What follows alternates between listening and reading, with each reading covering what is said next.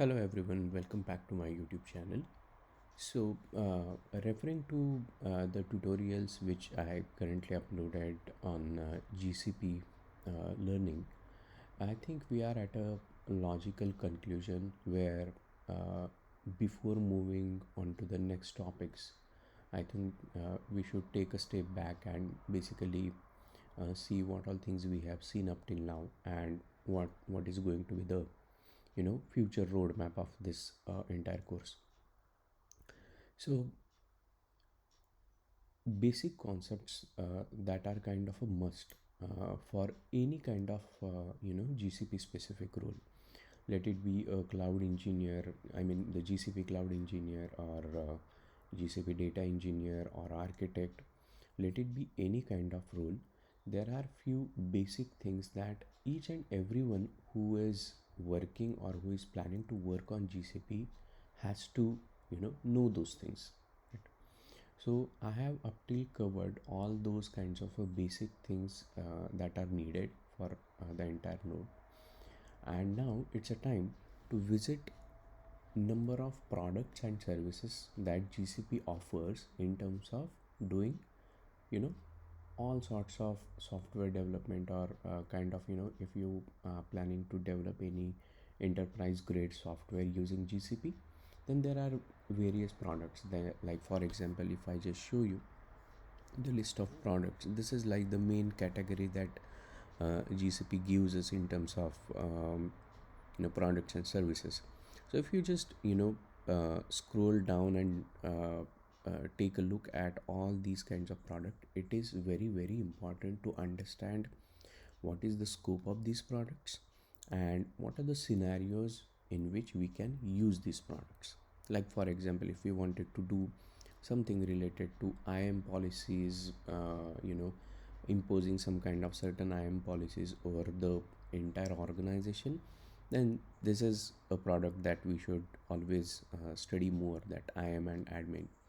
If we are worried about more kind of a virtualization of the environments, like if you are developing kind of a web application where for example, like kind of a e-commerce website or shopping cart or something like that, so where you have to deal with all the concepts like load balancing, then where you should deploy your web application, client server architecture, VMs, vertical upskilling, and scaling it down based on the traffic that you get out of it. All these kinds of things can be carried out using the compute engine product, right? Then Kubernetes is all about orchestration, auto deployments, the features like auto healing, right? Scaling your cluster up and down based on again the traffic size and all these things.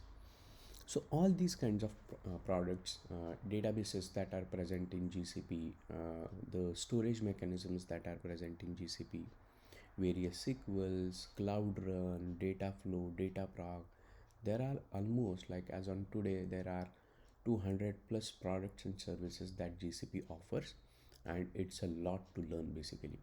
So ultimately, what I'll be posting few tutorials going forward, uh, uh, you know, which will give us the clear understanding about what is the scope of this product and at which phase of software development every component comes into the play and do its role basically, right? It's all about developing a enterprise level software solution where everything is important. You should have a storage, you should have a network mechanism, you should have databases and APIs. It could be anything basically, Docker, right? Orchestration, we talk about containerization, right? So all these things I'll try to cover in few tutorials. So this is just kind of a logical checkpoint I just wanted to do before I move on to the next topics. Okay, so stay tuned guys. It is going to be a very interesting future tutorials. So thanks for watching this. Do like, share and subscribe to my YouTube channel, and I'll see you in the next one. Thank you.